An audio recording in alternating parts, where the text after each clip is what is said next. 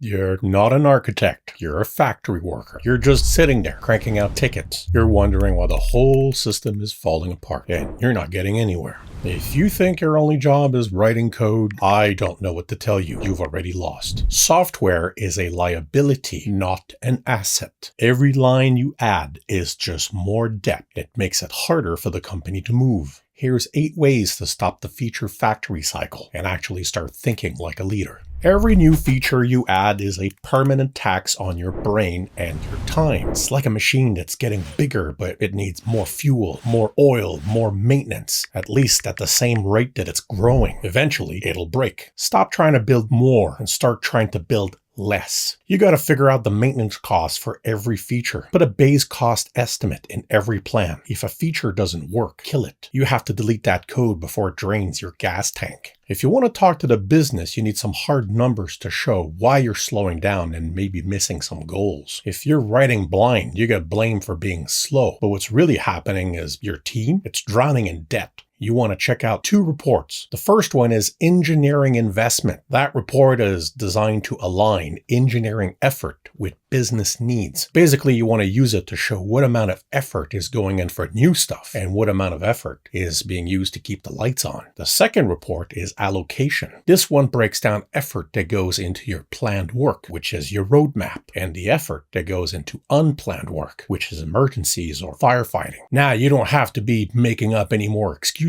You start showing those raw numbers. If 40% of your time goes to unplanned fires, the data proves it. Check out those 2 reports on DevStats. It's a really helpful system. AI helps the individual, but it can really destroy the team. Data shows AI boosts code volume by 98%, but reviews get 91% slower and bugs go up. I've had viewers tell me in private that their business is trying to deal with all that extra code with mandatory comments or some other kind of red tape to kind of force people to understand it before they send a pull request. It still puts the reviewers at a huge disadvantage. The reviewer becomes a bottleneck. It creates a backlog. You're sending more water into a clogged pipe. Keep your work batches small. Make review rules tighter and keep those PRs tiny. Keep the mental load low and make sure speed doesn't force you into a 3-month freeze later. Releasing is a business choice. Deploying is a technical one. If your boss has to ask if it's safe to push code, you failed. I've had a worse situation where my boss was telling me that it was safe when everything in my gut was telling me that it wasn't. And my wonderful QA lead had the same feeling as me. My mistake that day was not standing up to him, which made a big crash happen. Use feature flags to separate the risk of the code from the risk of the launch. You can deploy 20 times a day without anyone noticing. You can test things in secret until marketing is ready. Incidentally, this is the approach that my architect, myself, and my boss, we all agreed to use going forward. Something blew up, we just turned it off. Saved us basically 9 times out of 10. Your core logic shouldn't care if your old systems are a complete mess. When you're dealing with old tech, you need some sort of a firewall between the two. You need to wrap those old systems into a translations layer. Some of you might call it a facade pattern. That's going to protect your new work and keep those ugly truth of old systems from destroying your nice new clean architecture.